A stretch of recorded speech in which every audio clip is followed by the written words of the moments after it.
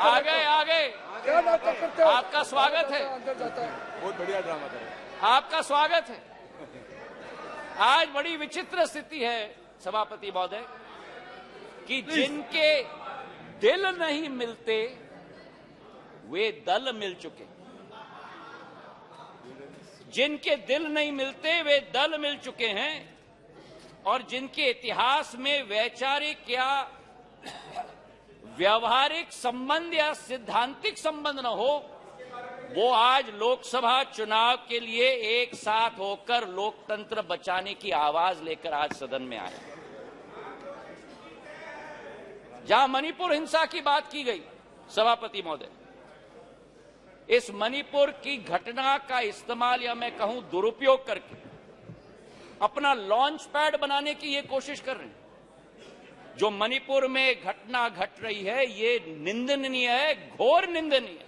कोई भी भारतीय नागरिक इसका सपोर्ट नहीं कर सकता। हम सबके लिए ये घोर निंदनीय घटना है।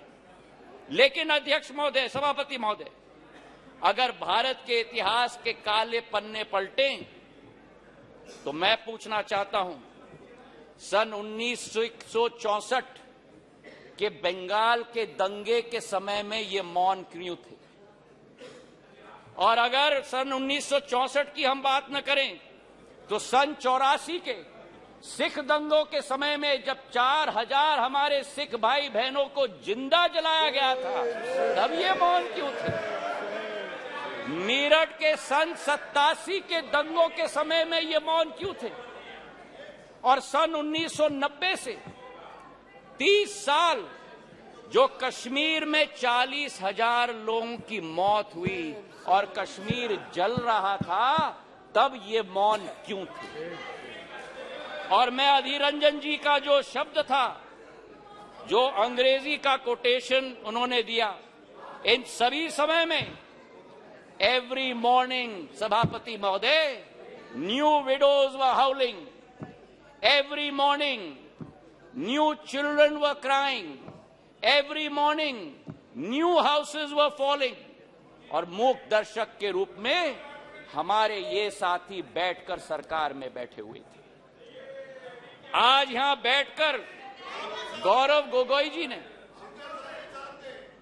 सबर रखो, सबर रखो, आराम से सुनो, सबर रखो, थोड़ा सीख लो। गौरव गोगोई जी ने आसाम अकॉर्ड की बात की। जिस आसाम अकॉर्ड की बात की, उस आसाम अकॉर्ड का क्रियान्वयन कांग्रेस की सरकार ने कभी की? आज मैं पूछना चाहता हूं कि हमारे पड़ोसी देश बांग्लादेश के साथ 68 वर्षों में हमारे बॉर्डर को निर्धारित नहीं किया था। 2014 में जब प्रधानमंत्री जी ने शपथ ली, 1 साल के अंदर बांग्लादेश का बॉर्डर निर्धारित करने का काम प्रधानमंत्री नरेंद्र मोदी जी ने किया।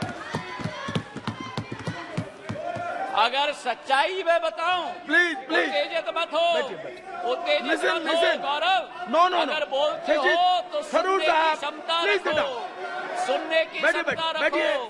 बैठिए, जनता ने आपकी चिल्लाने को आप बैठ जाइए, बैठ जाइए। सभापति महोदय, सभापति महोदय, नॉर्थ ईस्ट की सारी समस्या कांग्रेस की तुष्टीकरण की राजनीति के साथ शुरुआत हुई, जब उनको अपनी फायदा नॉर्थ ईस्ट में विदेशी घुसपैठियों को अंदर लेकर उनको नागरिकता देने की कावियात की शुरुआत और शरण और पहचान देने की कावियात की शुरुआत।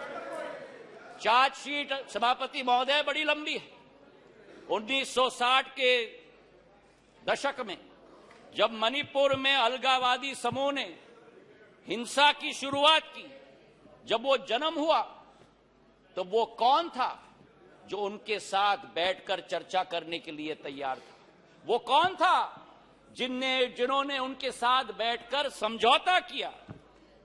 और आप भूल गए 1993 में जब 123 दिन मणिपुर जल रहा था, आपकी सरकार यहां भी थी,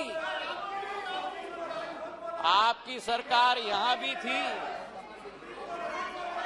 आपकी सरकार यहां भी थी और आपकी सरकार वहां भी थी। और आज आप मणिपुर के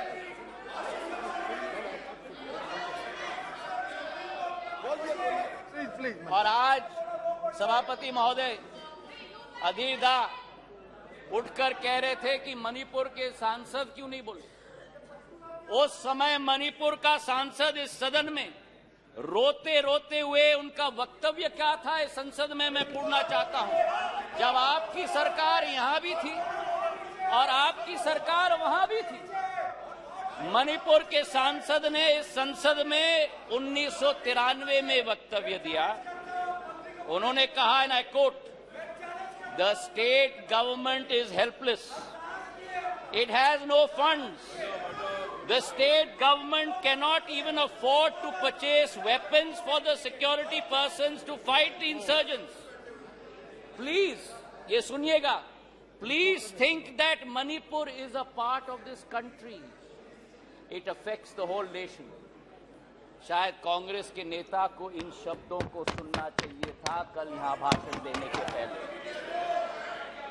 मुझे आज सभापति महोदय मुजफ्फर वारसी जी की शब्द याद आती और मैं कोट करना चाहता हूं, औरों के ख्यालात की लेते हैं तलाशी, औरों की ख्यालात की लेते हैं तलाशी और अपने गिरबान में झांका नहीं जाता।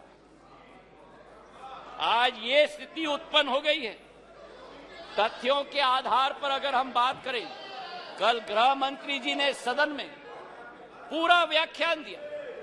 इनके मंत्री संतरी न तंत्री एक बार भी मणिपुर गए। हमारे गृह मंत्री 3 दिन वहां रात दिन बिताए हैं। हमारे राज्य मंत्री ने 23 दिन, नित्यानंद राय जी ने मणिपुर में बैठकर स्थिति का जायजा लिया।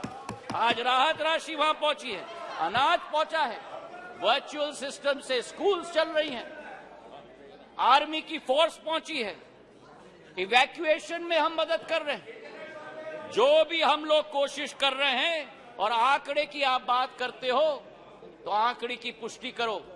ये पिछले 9 साल मणिपुर में सबसे शांतिपूर्ण समय रहा है इंसर्जेंसी के दृष्टिकोण से।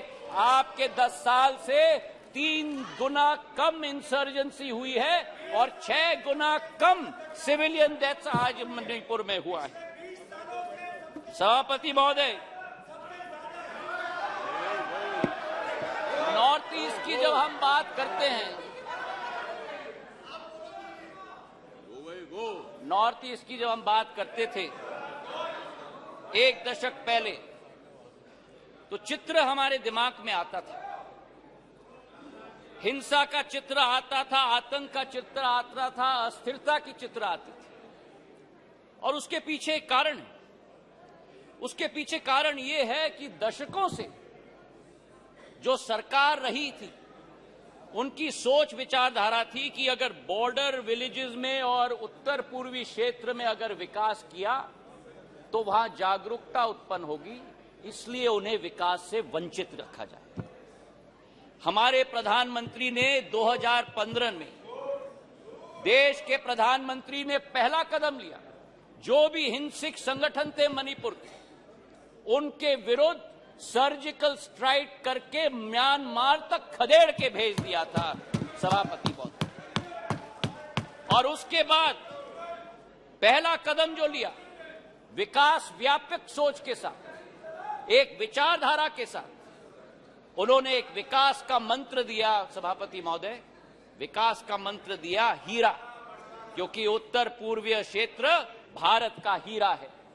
हीरा मतलब हाईवे, हीरा मतलब इंटरनेट, हीरा मतलब रेलवेज, हीरा मतलब एविएशन।